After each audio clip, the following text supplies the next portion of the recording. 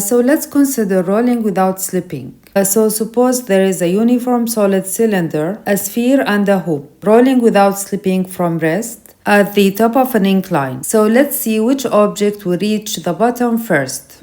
So for each object, if we apply the conservation of energy, the initial kinetic energy of the object is 0 because it starts from rest. And this is the initial potential energy, and the final potential energy is 0 if we take the reference point for u equal to 0 at this point. And this is the final kinetic energy, which is the sum of the translational kinetic energy of the center of mass of the object and its rotational kinetic energy. So ICM is the moment of inertia of the object about its center of mass. And as you can see, the final speed of the center of mass of any object at the bottom does not depend on its mass or size, but only on its shape. And this is because this ratio is a dimensionless constant, as ICM is proportional to m and r.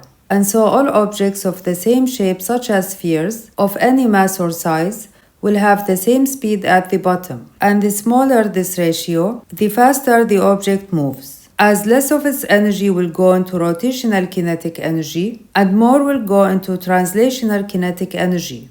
So these are the moment of inertia of each object, and the ratio is least for a sphere, which means these objects will finish in the order of any sphere, any cylinder, and any hoop. So this is how the motion goes.